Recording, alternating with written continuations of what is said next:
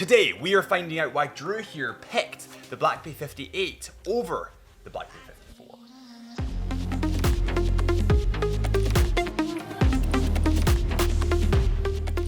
Welcome back to the Chisholm Hunter channel. My name is Harrison, as always, and this is Drew. And I've been wondering this for a while, and it wasn't until people started commenting, asking as well, that I thought we should just do a whole video on it. Why did you pick the Black Bay 58 over the Black Bay 54? I think let's begin with the aesthetics. Yeah, it's a very hot topic, funny you should say. So, I think aesthetically speaking, two of the biggest things for me were the golded gill and around on the bezel in the numbers. It's just like major like difference between the 54 and 58 there, and I think when it also came to the top notch and the triangle, the red triangle for the diving, it's just that little pop of color that like really takes it apart and makes it that little bit more unique and vintage that I really loved. Yeah, it's definitely more vintage inspired. Oh yeah. I think when it comes to the Black Bay 54, a lot more people would say it's a lot more clean and aesthetic. I think if you were to first get into the watch industry, I would have probably gravitated towards the 54 because it's not as out there, right? Yeah. But I think maybe the 58 has a little bit more character.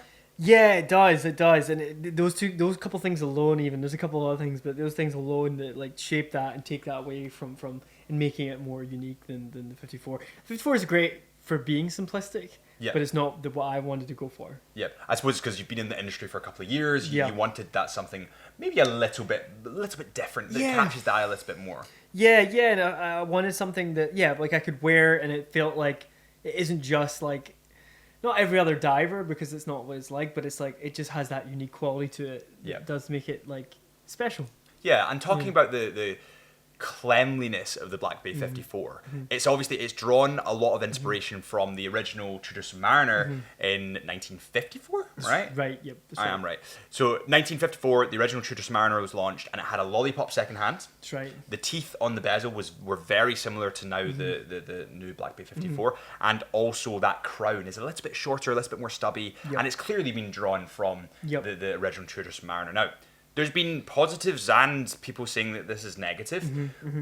Do you prefer the snowflake second hands, or do you prefer that lollipop second hand? So it's funny you say that, because when I first saw snowflake hands, I was actually like, I'm okay, I'm good. I don't want to touch it. Yeah, it was too much. It was too like, this isn't a watch like I'm used to. Like, what? And I feel like the longer I got into watches and started to understand what brands do to make their watches unique and just their history of doing things and why they do things, and the snowflake hands for me became really like associated with Tudor, and I warmed up to them a lot and learned about the history of them. And it made me think, all right, that is a Tudor. I can see it from far away now, and I was like, okay, that's what makes that Tudor. And so when it came to the lollipop hand, having that extra little snowflake there it was a nice touch for me. So I liked it.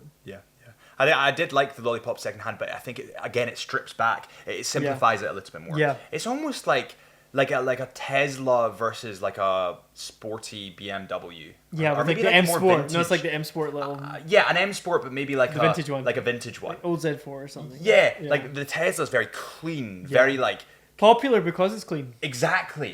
So they're just two different personalities. That's right. And I think that personality is also connected with the size, and that's a big thing. Yes. Right? Oh, right. That's the whole thing. Talk me through, obviously, the 37 or the 39. Yes.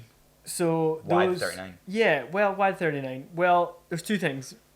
One thing is like when I was looking for a watch in the beginning, 39 was like be all end all. It had to be a 39. Yeah. So that actually set a precedent before even. Why 39? That's a great question. So I've tried on a lot of watches, and every watch it was like 41, 42, and anything above that was just it sit that wee bit bigger than I would like it to. And you've got six point something 2 inch wrist or something like that, six-ish. Something like that. Definitely in the 6 range, and the 39 just sits perfectly for me on my wrist. So when I tried the 54 on. First off, what did you think of the 54 when you tried it on? Funny you say that. I think when we got the 54 into review, I fully expected it to be way too small. And I remember saying this to you. Within that review, I was going to say, this is just too small. They've gone too far. Yep. But then I got it on the wrist, and I thought, this actually wears really, really well. And it's so annoying. Yeah. Because I'd set this whole precedent of way too small. Like, I'm judging you by a book by its cover, so to speak. And then you get it on the wrist, and you think, oh, crap. I really do get that. And I suppose, like, on its own, like, standing its own 2 feet, the 54 could be okay for 6-inch wrist, right? But when you've got the mind between the two is the 58 and the 54, and you're looking at the differences in the size, preferably speaking, I'm always going to go for the bigger size. It's just going to fit that bit bigger for me. It feels like it does feel smaller comparatively, but on its own it doesn't, which is really strange. But I kind of get that. And that was like a bigger reason really for the size. Yeah, and I suppose one of the upgrades, and this is where I hit a snag, right? And this is where I want to know your opinion on why you chose this specific model. Sure. The T-Fit clasp is a big thing to me. Right? Interesting to see that.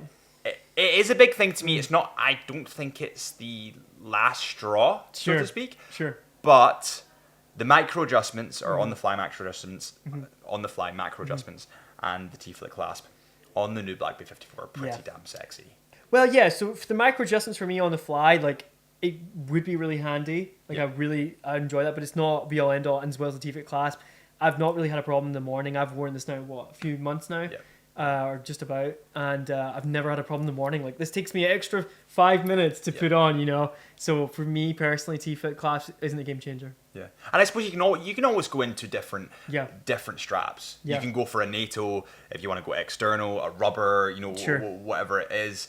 A bit like what I did with my Seamaster. I switched it up. I wasn't as keen in the bracelet, so I switched it up. I got the NATO, I got the rubber, but I tried all of them, and it changes the personality of your watch. Yes. And I think it's always a good point to start with the bracelet, and then diversify from there. Yeah, that's and right. Try those different personalities and see which fits you. I'll probably get a couple of years before I change it, but I probably will end up changing it too.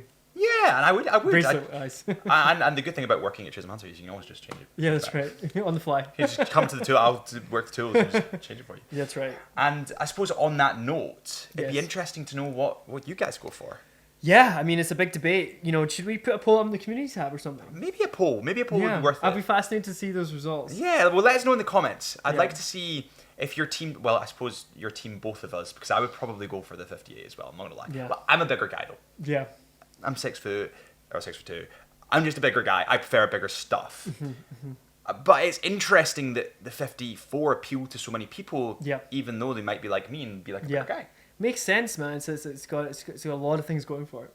Yeah, 100% does. 100% does. But let us know in the comments. Thank you so much for watching this video. I hope you enjoyed listening to us ramble about watches.